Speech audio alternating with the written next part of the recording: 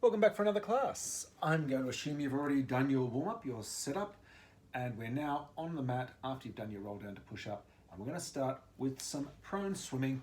Today, the first part of the class is going to be focusing a lot on the backside area and the gluteals. So let's roll onto our tummies. We need to draw those hips slightly up towards our ribs. Imagine there's thumbtacks under your belly button as you draw your belly button away from the mat. And we're going to start with our prone swimming. And hips are going to stay square, we won't be rolling, and I want you to feel that gluteus maximus inflate like a balloon and then stretch the leg away, relax it down. Feel the other one, inflate like a balloon and then stretch away. We're not lifting the leg high, we're not changing that angle under our lower back. So you're trying to feel that bottom muscle engage before you think of lifting the leg.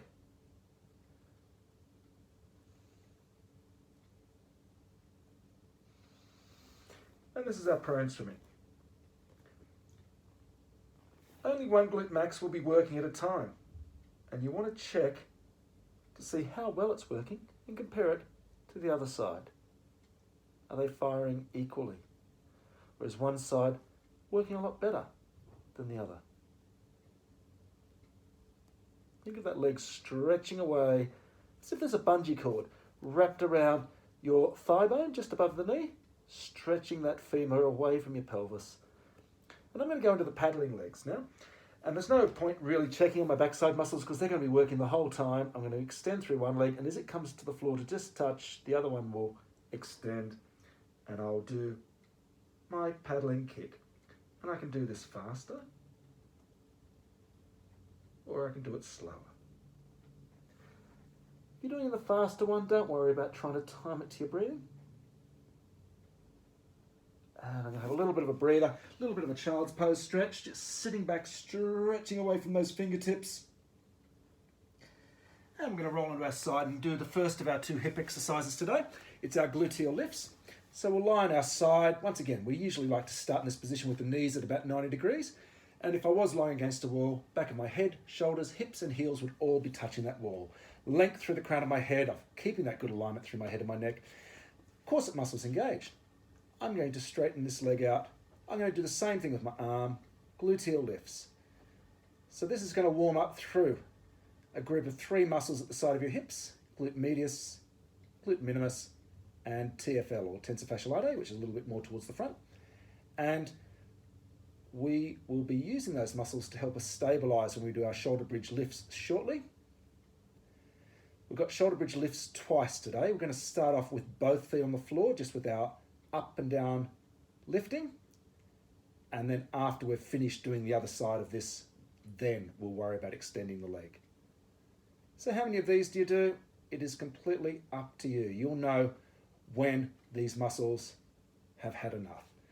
We're getting into one of your four rotator cuff muscles of your shoulder at the same time.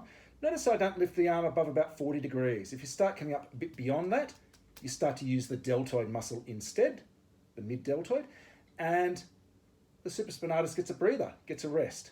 So we want to keep that rotator cuff muscle under load. I think my hips have told me that's enough for me. I'm going to roll onto my back, and we're going to start off with the shoulder bridge lifts, as I mentioned, but we will be keeping both feet on the floor. So just a reminder, with the shoulder bridge, we generally have the heels that little bit closer rather than a 90 degree underneath the knee, and that means we'll engage glute max more and hamstrings a little bit less. So your whole torso, like a slab of concrete, is just lifting up and slowly lowering down. You're going to keep the distance between your knees the same the whole time. It's a little bit harder with the arms off the floor, for instance at sleepwalking like I'm doing now. And I'm keeping my gluteus maximus under load the whole time until I decide to have a bit of a breather and let the hips rest on the mat. Off I go again. I can hold it here, just squeezing through the gluteus maximus. You'll definitely feel it through your hamstrings as well. And again, you'll have a rest at some stage. If coming all the way to full ski slope is uncomfortable for your lower back, then obviously we're listening to our body with all of our exercises, so don't come all the way up to ski slope, come up a little bit lower. But just a reminder, your whole torso, so from hips to shoulders, is just like a slab of concrete, and it's just moving together.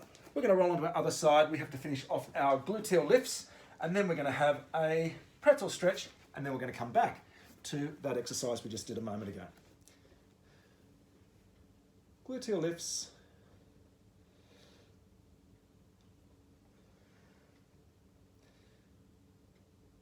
So just remember, we're breathing to the base of the ribs, doing our lateral thoracic breathing, which is a fancy way of saying to the side, rib cage breathing.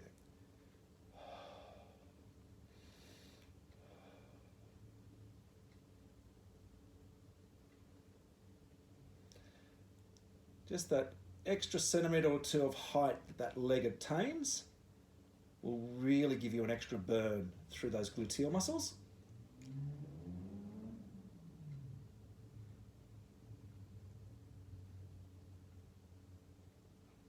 And doing it a bit slower is harder. I'm not lifting the legs so high that I'm starting to push the side of my waist into the mat. And after this one, I'm going to stop and move into my pretzel stretches. So, crossing my legs the way that guys do at the ankle above the knee. I don't pull on the side of the foot here. I don't want to be stretching out these ankle ligaments. So I just draw that in. Notice how my foot's nice and relaxed. I'm going to push this knee away, and that is predominantly going to get into those gluteal muscles I spoke about earlier. Each time I breathe out, I just try to sink that little bit deeper into the stretch, drawing this one up, pushing that one away. Other ways you can get into those gluteal muscles is where you would, for instance, roll across your body like so. And it doesn't matter whether this leg reaches the floor like it is now or not. And changing that thigh position. So I find I get a great stretch with the thigh just that little bit further away. And I can feel that really nicely through these muscles here. Predominantly glute medius.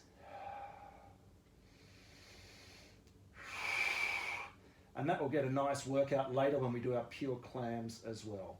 The rearmost fibers of glute medius, the fibers are like my fingers, and we get into those rearward fibers above the back pocket when we do our pure clams. I'm going to just use the hand to lift the leg back up and swap sides. So obviously if you finish your pretzel stretches a little bit sooner than I do, move into your shoulder bridge lifts, and you have the option of doing the leg extension, and we have options with what we do with our arms, and I will talk you through those in a moment. But the rule of thumb is if you're extending the left leg, push the left arm into the mat, and you might have the right arm going overhead at the same time. That way you'll be working through one sling of those back muscles, in this case latissimus dorsi and gluteus maximus. So I'm going to move into that right now. I'll be at this alignment this time. So I might start with what I was doing before, and then I might choose to hold it here. And if I kick out a leg or two, I can then have a rest. I might just do one kick while I'm up there. I might do half a dozen. Once again, if I kick out the left leg, I usually would push through the left arm, and that's integrating those muscles of the hip complex with the shoulder complex.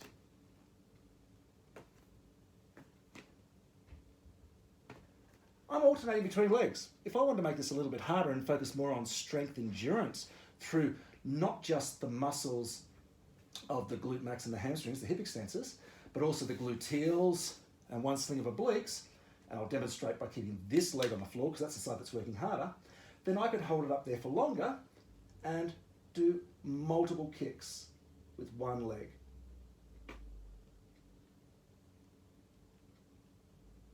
Before coming to the mat and doing multiple kicks with the other leg. So be aware, of course, I really need you to fire through your gluteus maximus. That's one of the reasons I did some of those earlier exercises. And focus on squeezing it extra hard, and that way you won't be overworking through your hamstrings. We're going to move into our right angle triangle next. It's the thread the needle version, which is my favorite one. It's the mobility one. And we've got just a little shoulder sequence right now, starting with this one.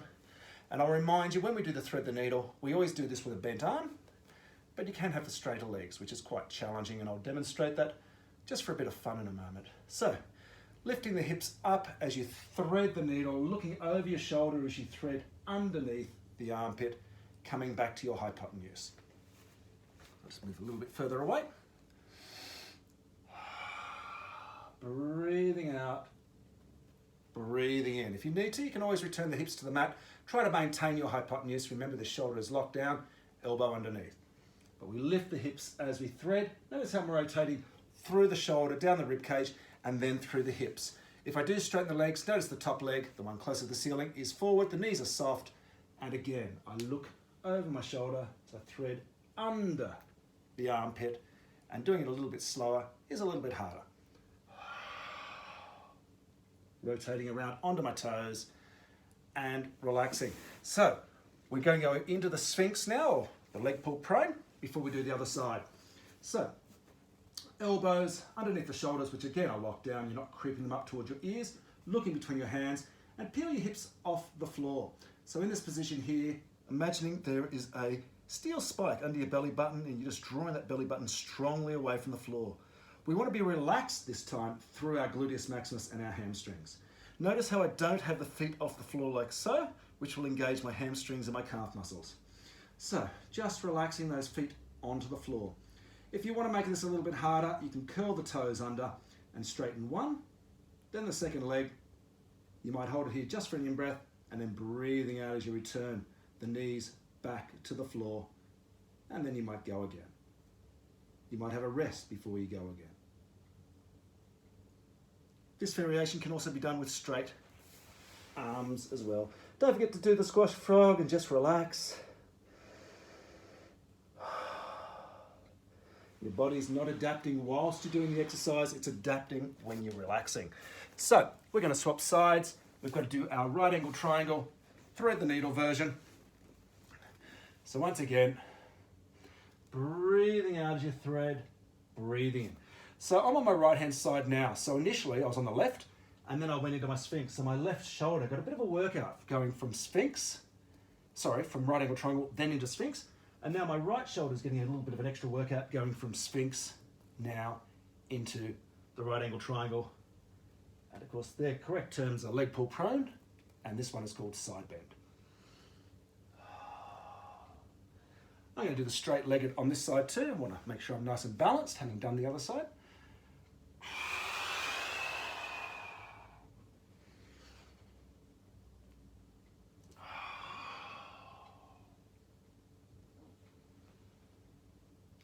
And I'm going to relax down. We've got a few exercises on our back now. Starting off with our up, up, down, down. I'm just going to have a little breather and a drink of water first.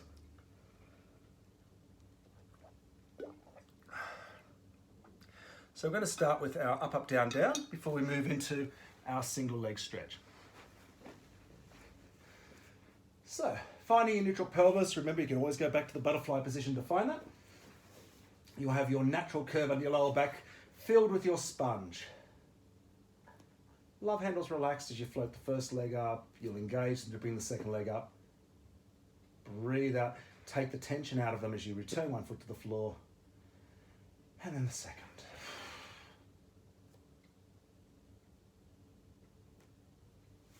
Take your time. Usually takes a few reps just to get into the groove, into the coordination of engaging these as they're required. Switching them off when they're not. And being relaxed across your shoulders, your arms, your neck, your jaw. We can make this a little bit harder by having straighter legs and or further away coffee table. And part of the hard part is remembering to switch those off when they return to the floor.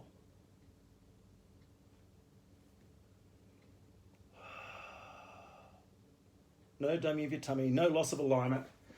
Single leg stretch is next. Now, just a reminder, with the double leg 100 positions, you've always got the option of just a single leg at coffee table. And if you're doing this, you won't be using your global abdominal muscles very much, being the six pack and love handle muscles.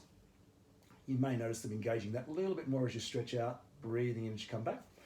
And obviously, if I've got the second leg at coffee table, it's much harder, and that's what I'm going to do right now. But you've always got an option of doing this variation, just one leg at coffee table.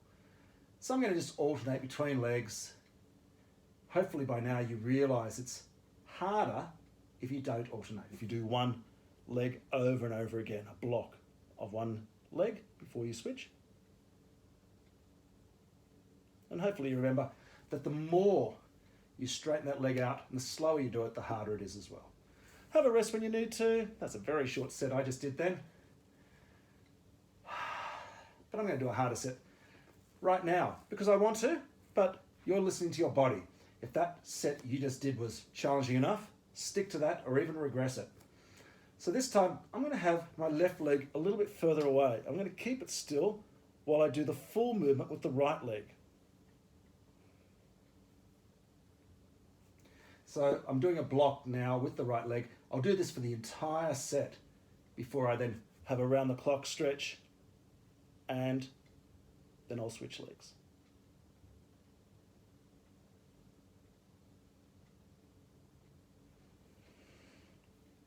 And I'm going to have a little bit of a breather. Those global abdominal muscles will recover quite quickly. I know I'm in neutral pelvis. My right leg is now going to be a bit further away, and I'll do a full set with the left.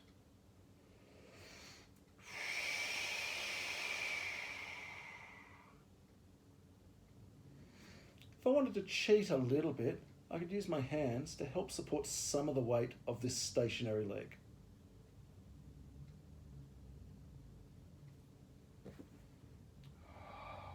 That can be useful, especially if you're fatiguing towards the end of the set, to help keep your alignment and just get that extra few repetitions out. I'm now going to have a little bit of a rest.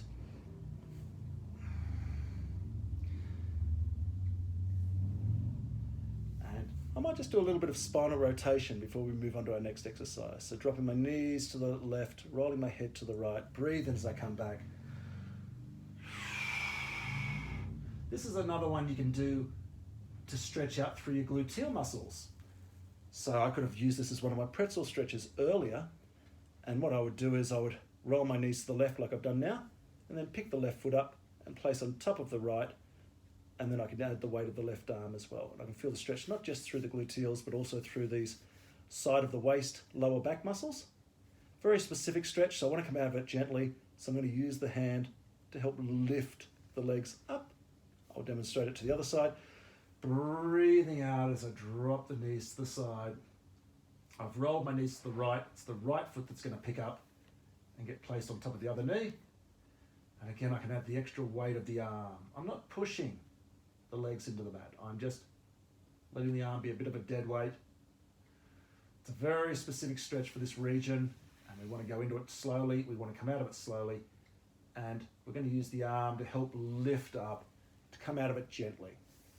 So I think we've got dead bugs next. I'm just going to double check. We do. That's why we had a little bit of a breather then. So dead bugs is another variation of the single leg stretch. Again, you could just do it one arm and one leg, opposite arm and opposite leg. We can also do the same side arm and leg. But we're going to do it with both legs at coffee table. I'm going to do it with both legs at coffee table. Breathing out, breathing in. Generally, I will alternate with the legs when I do my dead bugs. So that makes it a little bit easier. Feel that length, those bungee cords around your upper arm near the elbow and your upper leg near the knee, stretching those limbs away from your body. I'm going to do a couple of sets of my dead bugs. This first set is going to be opposite arm and opposite leg. Enjoy my little round the clock stretch. I'm going to do the same side arm and the same side leg in a moment, and then we'll have that lovely mobility of the shoulder bridge roll.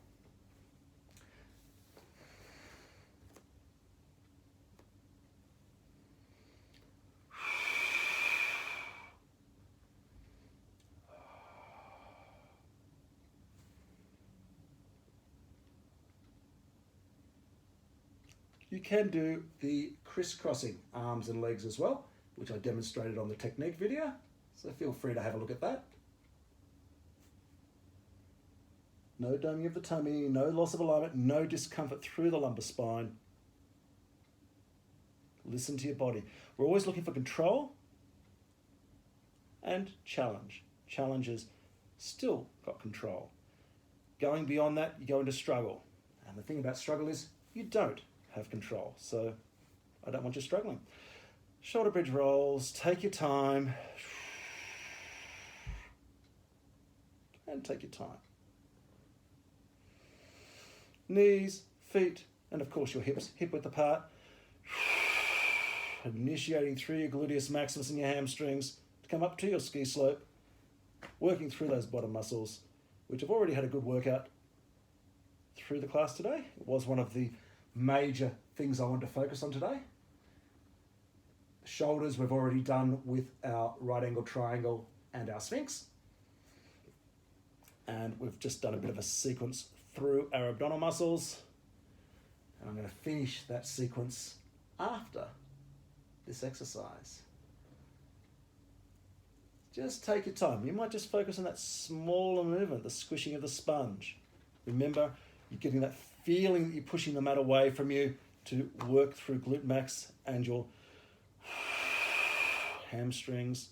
It's quite nice and relaxing, working through the lumbar spine. And if you wanted to add the arm drops, you'd breathe out as you roll up with your body, breathe in as you arm drop, breathe out as you roll back with your body, and breathe in as you bring your arms back to the floor. So just double checking, it is double leg stretch next. And then we're going to roll onto our side. So double leg stretch. As I might have mentioned before, yeah, it's a tough exercise, but we can make it substantially easier by using our hands to assist in holding the weight of the legs. Obviously, when we release the legs, then obviously we're going to have to work through these muscles to help stabilize. So you might start with a small movement as you breathe out, breathe in as you come back, and again, you might use your hands to assist and support the weight of the legs. And generally start with a smaller movement and do like I'm doing, then maybe challenge yourself that little bit more, remembering we're watching out that we don't go to struggle.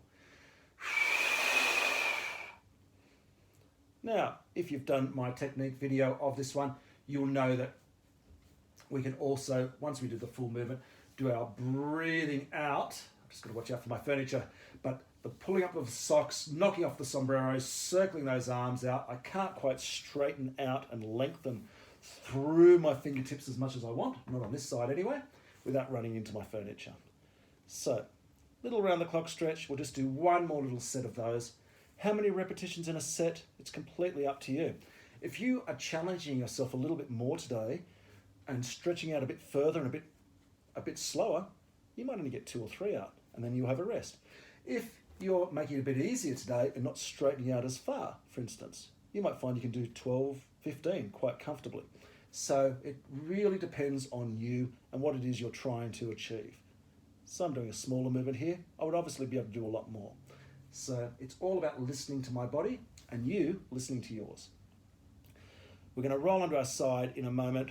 We've got 2 exercises, our chest release and our pure clams. And I'm pretty sure chest release is first. So let's get our lovely side lying position that I keep bringing you back for. Legs bent to about 90 degrees, length through the crown of my head, and I'm going to rotate that rib cage around that imaginary goalpost or that imaginary broomstick handle that touches the back of my head and runs down to my tailbone. After I've usually done a couple of those, then I'll stretch out through those fingertips. I might be doing the arc like I just demonstrated then. I might do the more 90-degree arc that I'm demonstrating now. And of course, I can always add my circles. I can hold the end of that range. I can add rotations and so on. You've got plenty of opportunity to vary this exercise, listening to what you can feel across the front of the shoulder and chest and how much mobility you have with your rib cage. So there's almost 2 parts to this exercise. It's the thoracic rotation. I'm going to move a bit further forward so as I'm not running into my chair. And then there's the chest release.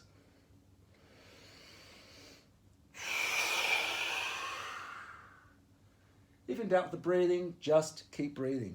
Generally, if you are holding your breath, that's a sign that you are starting to struggle. We're going to do our pure clams next. And for pure clams, I'm going to straighten this leg on the floor out so it's in line with the body. I'm going to just support the weight of my head.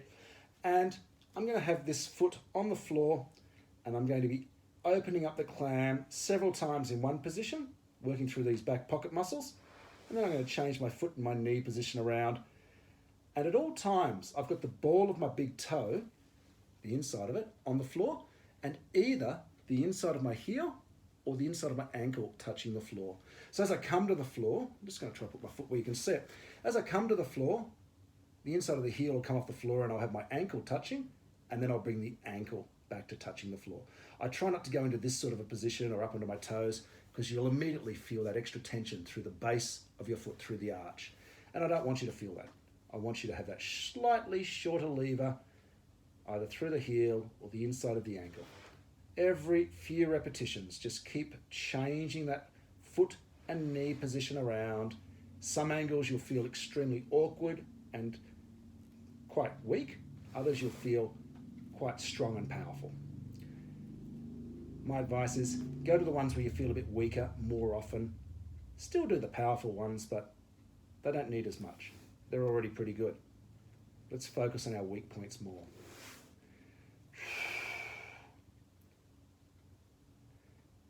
So continue doing that. Just keep changing that foot position, that knee position around every few reps. A few might be 2, it might be 6, and those numbers can vary as you move around. I'm going to roll onto my tummy now and do my swan dive. Letting myself just sink into the mat. I might have a little fold up tea towel here that my forehead rests into. And I'm going to be in neutral pelvis, so drawing the hips up slightly towards my ribs, draw that belly button away from the floor, and start with a smaller movement, extending through the neck, and then just sliding those fingers down as you extend through your thoracic. You should be pretty relaxed through your lower back, through all that. Each time I come back to the floor, I just let myself sink into the mat. Taking all tension out of those spinal extensors, especially the lower back, which for many of you will engage, when in fact it might even be engaged the whole time, and I don't want it to be. So try to switch it off. I don't need to use it as I work through the neck or my upper thoracic. Then I'll start to engage it as I start to work through the lower thoracic, lumbar spine, and then maybe through the hip extensor muscles, my hamstrings and glute max. Then relax down. You can have the external rotation of your upper arm bones as well, as I'm demonstrating.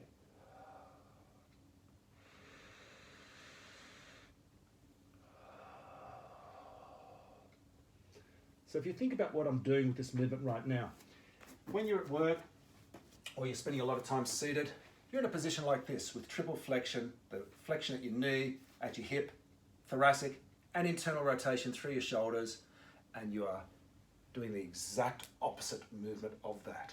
So that is why this is such a great exercise for unwinding you. You might have a little child's pose, and then we're going to finish off with our chest release and our pure clams and a pretzel stretch on the other side. So chest release was first. I'm just going to move a bit further forward again so I don't run into my furniture. Length through the crown of my head, and focusing on that thoracic rotation, the rib cage rotating for those first couple of reps. And then we'll straighten that arm out, and you'll have those different arcs. You can hold the end and add your rotations. Generally, if I'm doing a hold, I make sure that I do support my head, because otherwise these neck muscles will just get a bit sore. They're not used to holding the head in a position like this, and they don't really need to be used to it because we don't really need it in our everyday life.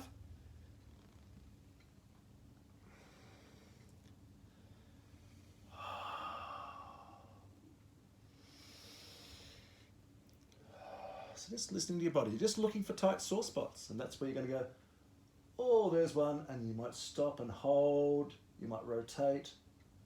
You might do absolutely nothing. You might just let yourself sink deeper into that stretch with each out breath.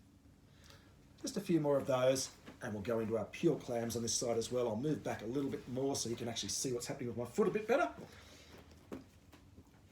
So again, working through the back pocket muscles. I mentioned the gluteus medius earlier, those rearward fibers. You're getting into those nicely now. And I've just done several in this position, keeping my hips still. I'm going to change my foot and my knee position. corset muscles are engaged, hips are staying still. My hips, by the way, are they stacked or are they slightly rolled forward? They're slightly rolled forward, and that's how I keep them. If yours are stacked, fantastic, that works as well. But whichever position they're in, you're just going to maintain that position. And remember what I mentioned earlier about keeping either the inside of your heel or the inside of your ankle touching the floor the whole time. Just going to do a couple more in this position. And then change. I find the ones with the straight legs like so feel quite awkward, and I don't feel particularly strong, and that's not particularly unusual. Most people will find the same. I find the ones where the legs bent a lot like this, I feel quite strong. You can really get a great squeeze through those muscles. And in a moment, you'll have had enough through those, and you'll move into your pretzel stretches. And just a reminder, this is the one where we tend to still draw up, but now draw across, pulling this knee across towards the opposite shoulder and lifting this hip off the floor. It's almost like this femur thigh bone is traveling in the direction that it's pointing in, and I'm trying to draw it out of the hip joint ever so slightly. Another option is dropping that knee, and again, lifting the hip up, dropping that knee inwards, and again, you can change that foot and knee position around and change that angle. So, dropping inwards like so, I can change, walk that foot out a bit further, dropping inwards, I might straighten the leg out a bit more, and of course I can do the other side. You only do one side at a time with this one. Oh, that's a good stretch, that one. So just listening to your body. So with the hip stretches, just find the ones that work for you. Some stretches won't work particularly well for you. They're all different. We've all got different muscle lengths, muscle attachments, limb lengths, etc. I've got different muscles that are tight. And when you finish doing your pretzel stretches, you have finished the class. So I hope you enjoyed that one today. So as I said, it was mostly a class that strengthened on, well, strength and mobility. It focused on your butt, your abs, which was right in the middle of the class, and that little sequence we also had through the shoulders. Hope you enjoy it. I look forward to seeing you soon.